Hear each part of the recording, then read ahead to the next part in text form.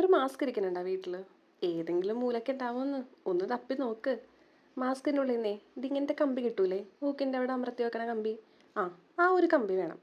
പിന്നെ aluminium foil വേണം കേട്ടോ.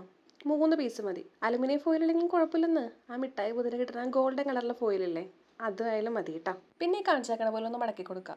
ഒന്നും രണ്ടാമത്തെ പീസും ഒരുപോലെ, മൂന്നാമത്തെ പീസ് ഇച്ചിരി വീതി കുറഞ്ഞ വേണം കേട്ടോ മടക്കാൻ വേണ്ടി. പിന്നെ മടക്കി കഴിയുമില്ലേ, ആ ചെറിയ പീസ് എടുക്കുക, വയറിൻ്റെ അറ്റത്തായിട്ട് ഇതുപോലെ ഒന്ന് ചുറ്റിക്കൊടുത്ത് സൈഡൊക്കെ ഒന്ന് മടക്കിയിട്ട് ഒരു ഇല പോലെ ആക്കി കൊടുക്കുക.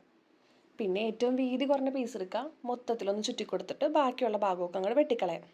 പിന്നെ ആ രണ്ടാമത്തെ പീസ് എടുത്തിട്ടെ ദേ ഇതുപോലെ ചുറ്റി ചുറ്റി ഒന്ന് കൊടുക്കുക ആദ്യം തന്നെ. എന്നിട്ട് പിന്നെ നമുക്കൊരു പൂവ് ഉണ്ടാക്കണം. അപ്പം താഴത്തുനിന്ന് മുകളിലോട്ട് മടക്കാം, മുകളിൽ നിന്ന് താഴത്തോട്ട് മടക്കാം.